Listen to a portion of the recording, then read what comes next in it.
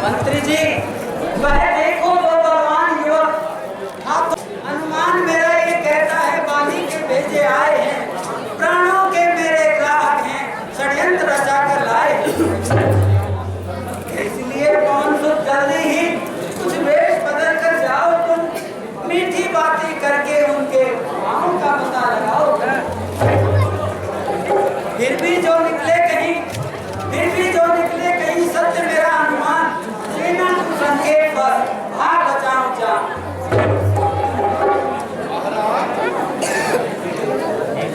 आप कोई चिंता नहीं कीजिए, मैं अभी ब्राह्मण का रूप बनाकर जाता हूँ और उनके भावों का पता लगाता हूँ।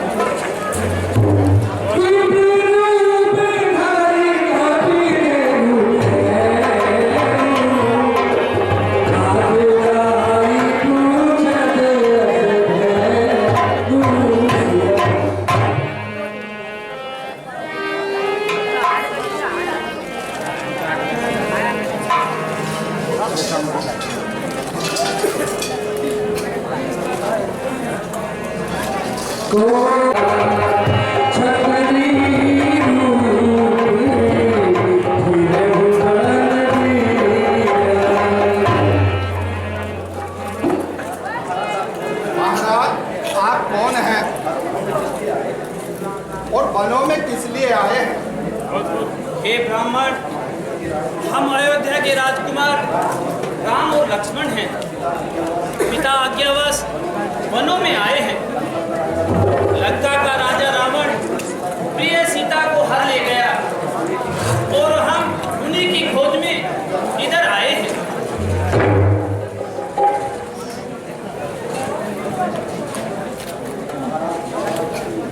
महाराज, क्या बात थी? क्यों छोड़ा घर बार? क्या कारण ऐसा हुआ जो तो आए सिद्धार्थ? किस लिए बने हो वनवासी? क्यों पिता ने ऐसी आज्ञा दी? जो संग तुम्हारे आए थे भ्राता लक्ष्मण और सीता जी, तो रह दो तुम। करुणा करके महाराज मेरी यह शंका प्रथम मिटा दो तुम। विप्रवर, पिता दशरथ ने किसी समय माता कैकेयी को 2 वरदान दिए थे, जिनके अनुसार माता कैकेयी ने एक में भरत को राज्य और दूसरे में भगवान राम को वनवास मांग लिया। उस समय से हम पंचवटी पर ठहरे थे, किंतु भाग्य ने पलटा खाया। पापी दुष्ट नीच रावण जानकी को हर ले गया। हम उनकी खोज में वनों में भटकते फिर रहे हैं। हृदय को चैन नहीं और मन को आराम नहीं।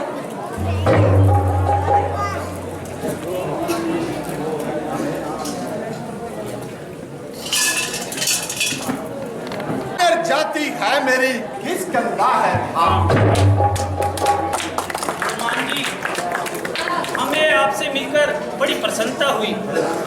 भगवान का धन्यवाद है कि आज हमें कोई पूछने वाला तो मिला। महाराज, आप को चिंता न कीजिए और किष्किंधा पर चलकर महाराज सुग्रीव को दर्शन दीजिए। जैसी तुम्हारी इच्छा।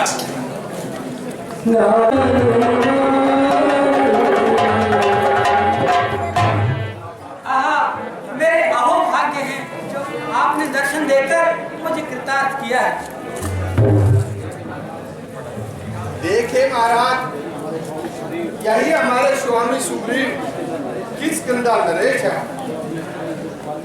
जो अपने भाई दुष्ट बाली के हाथों बड़ा कष्ट पा रहे हैं और नगर को छोड़कर इस पर्वत पर जीवन बिता रहे हैं। सुग्रीव जी, मुझे आपके साथ सच्ची सहानुभूति है। मंत्री जी, मुझे भी तो इनका परिचय करवाइए। महाराज, ये अयोध्या नरेश श्री दशरथ महाराज के राजकुमार हैं, किंतु आज के समय के प्रभाव से बड़े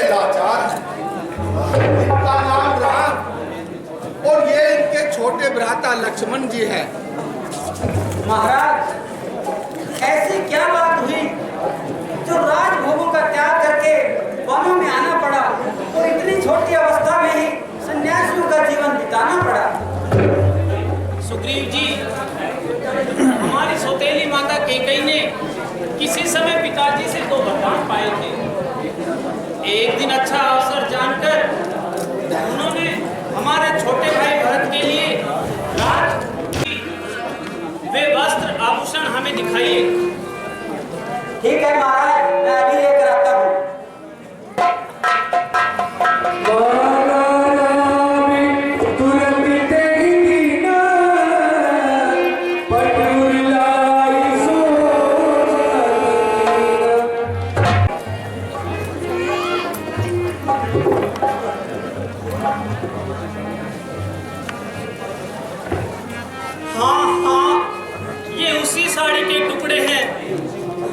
उसी माला के मोती हैं, ये उसी हाथ का कंगन है,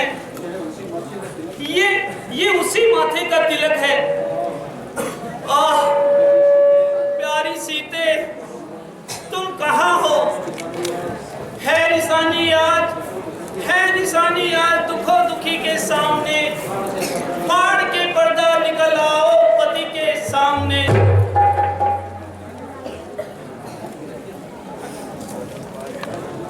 लक्ष्मण देखो, तुम ही पहचान करो।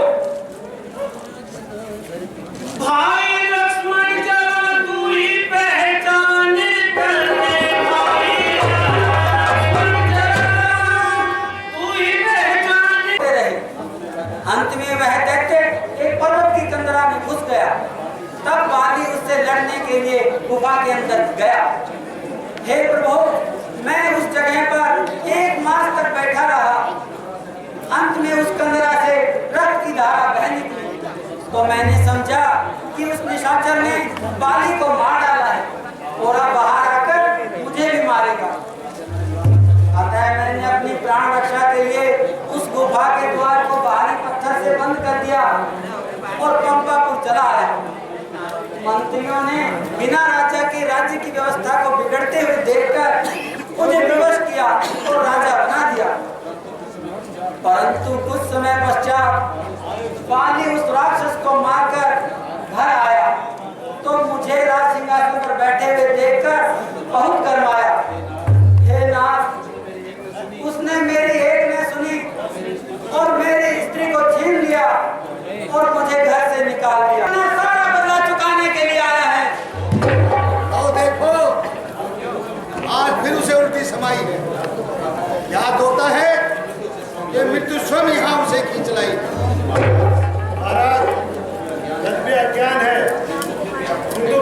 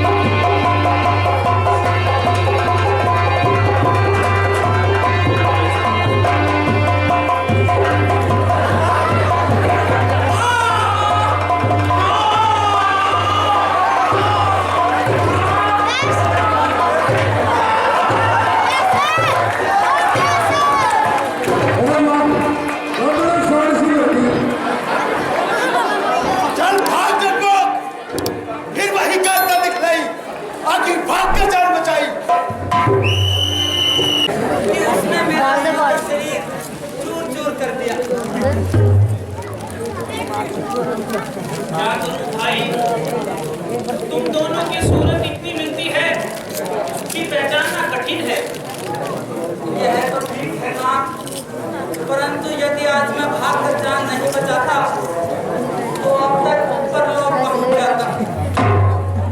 अच्छा लो, ये माला पहन जाओ और एक बार नहीं महाराज नहीं, क्षमा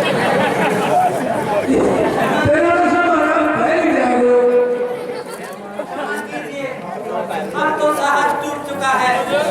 यदि अब की बार भी जाऊंगा तो निश्चय जानिए कि जीवित नहीं आऊंगा। क्या कहते हो सुग्रीव? यदि वह ब्रह्मा और महादेव की शरण में भी जाएगा तो राम के बाण से बच न पाएगा। जाओ और उससे लड़ो सुग्रीव, जाओ और उससे लड़ो। केवल इतनी देर है, देख लेना पल में बाली वही का ढेर है। अच्छा प्रभु, आपकी आज्ञा सिर चढ़ाता हूँ और एक बार फिर काल के मुख में जाता हूँ।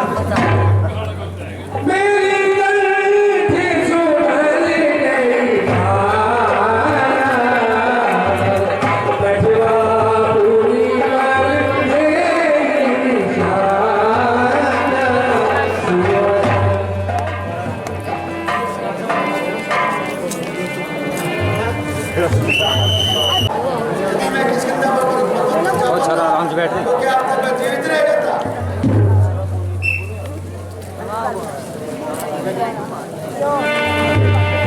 अरे नहीं बाली, आज मैं तुझे कदापि जीवित नहीं छोड़ूंगा।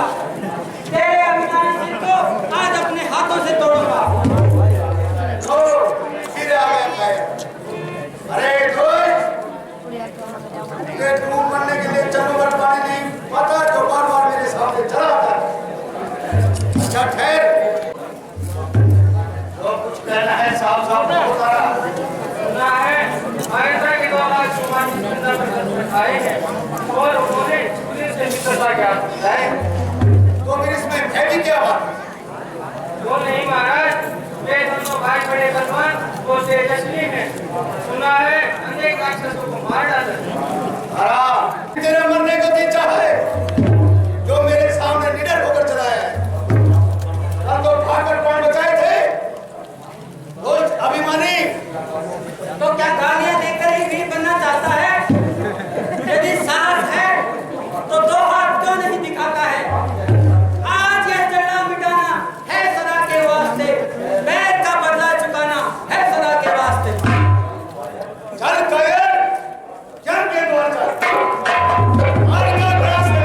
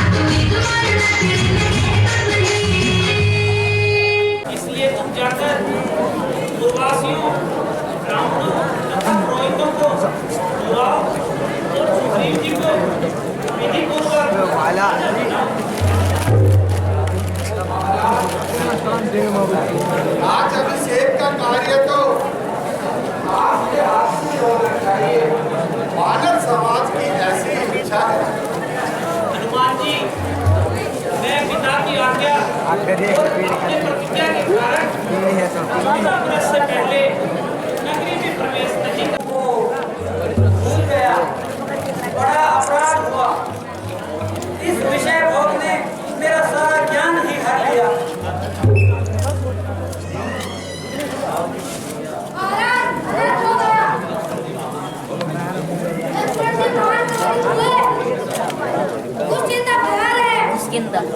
ओहो देव, अब क्या होगा? अब मेरी रक्षा किस प्रकार होगी?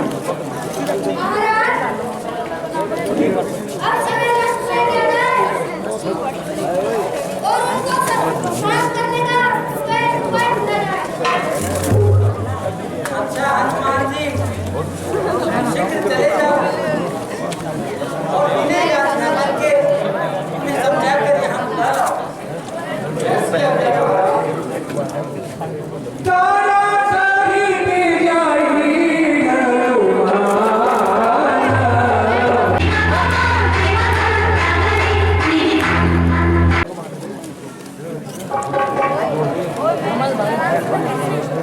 क्षमा कीजिए महाराज, क्षमा कीजिए, मुझसे अपराध हुआ है। सुग्रीव, तूने मित्र बनकर हमें धोखा दिया है। जानते नहीं विश्वासघात का क्या बल होता है। नाथ, विषय के समान दूसरा कोई मत नहीं होता। ये क्षण भर में ऋषि और मुनियों के ज्ञान को भी हर ले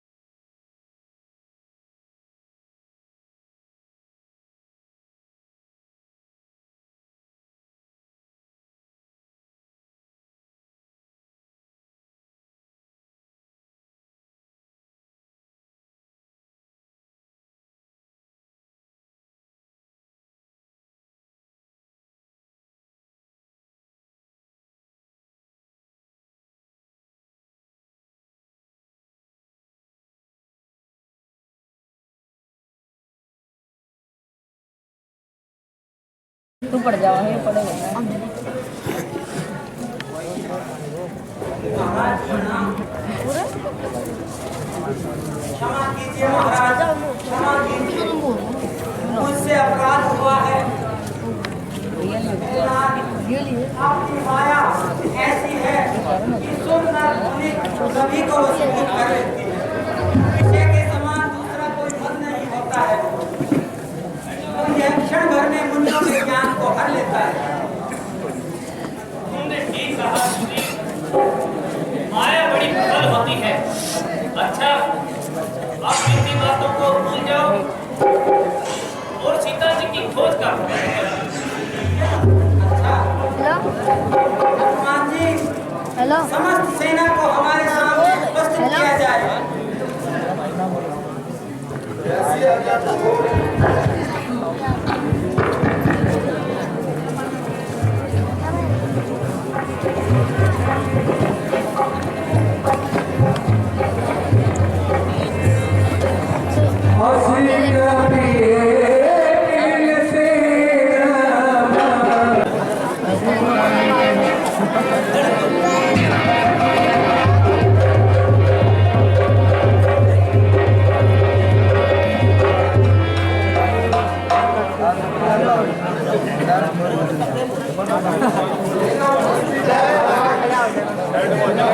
भाइयों, प्रभु रामचंद्र जी का कार्य और मेरा उपकार इसी में है कि तुम सब चारों दिशाओं में चले जाओ और जैसे भी हो सके सीता जी का पता लगाओ। याद रखना, जो कोई भी 1 मास से अधिक समय किसी ने वरदान दिया हमारे घर में कौन देते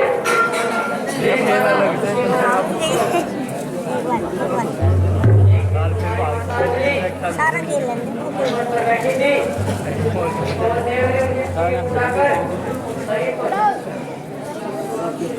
आशीर्वाद से आशीर्वाद